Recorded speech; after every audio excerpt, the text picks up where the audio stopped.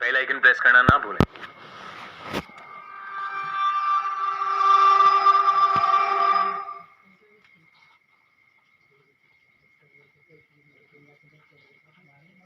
ब्लाय मेनर Scotland की एक बहुत बड़ी और खूबसूरत हवेली थी।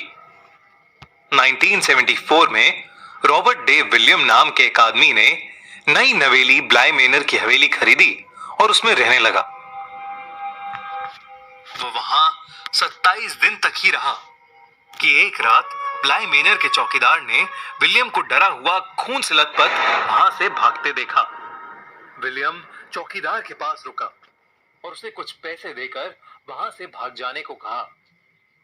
उस रात के बाद विलियम कभी लौट के वापस ब्लाय मेनर नहीं आया। 5 साल बाद एक एक्सीडेंट में विलियम की बहन और उसके जीजा की मौत हो गई, जिसकी वजह से कोर्ट ने विलियम को उसके नीस और नेफ्यू की जिम्मेदारी सौंप दी। ना चाहते हुए भी विलियम ने कोर्ट का ऑर्डर मान तो लिया, पर उन बच्चों से पीछा छुड़ाने के लिए उसने अपने 12 साल के भतीजे रॉन और 7 साल की भतीजी सोफी को रहने के लिए ब्लाय मेनर भेज दिया।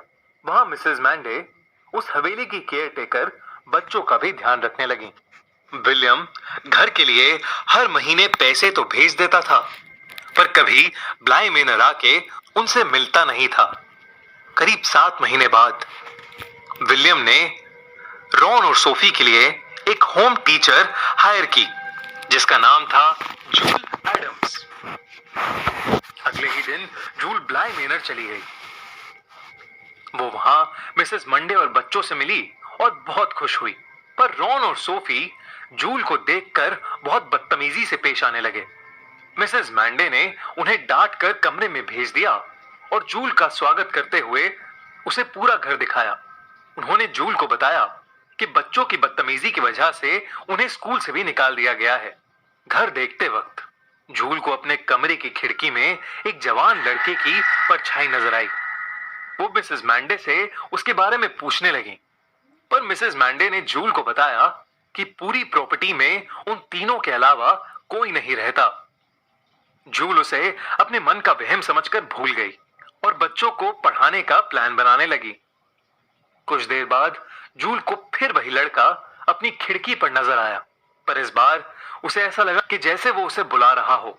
जूल ने बाहर यार्ड में जाकर देखा, लेकिन वहां कोई नहीं था। वो वापस अपने कमरे में चली गई, लेकिन कमरे में अंदर घुसते ही उसे एक जवान लड़की उसके बेड पर बैठी हुई दिखी। जूल एकदम से चौंक गई। उसने उस लड़की को पुकारा, पर उस लड़की ने कोई जवाब नहीं दिया।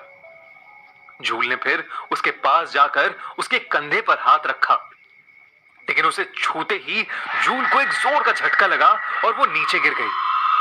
तभी वो लड़की उस बेड से उठी और उसकी स्किन धीरे धीरे गलने लगी। उसकी आंखों से खून आने लगा था, जैसे कोई उसे शरीर के अंदर से खा रहा हो। ये डरावना मंजर देखकर जूल बुरी तरह चिल्लाने लगी। तभी उसके कमरे में मिसेस मैंडे, रॉन और सोफी आए और जूल से उसके चिल्लाने का रीजन पूछने लगे। जूल ने उन्हें कुछ नहीं बताया। वो सोचा कि शायद इतना ट्रैवल करने की वजह से वो थक गई है और ये सब उसका वहम है।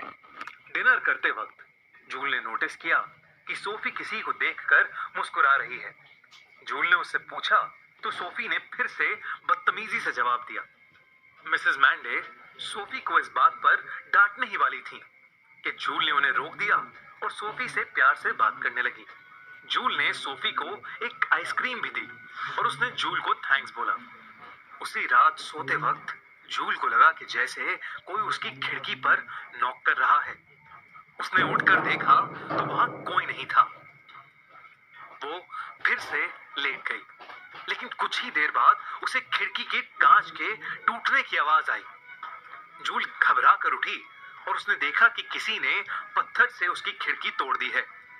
उसने बाहर जाकर देखा तो रॉन हाथ में ढेर सारे पत्थर लेकर खड़ा था और वो एक टक लगाए कहीं देखे जा रहा था। जूल ने उसे कई बार बुलाया, लेकिन उसने कोई जवाब नहीं दिया और फिर एकदम से वो सारे पत्थर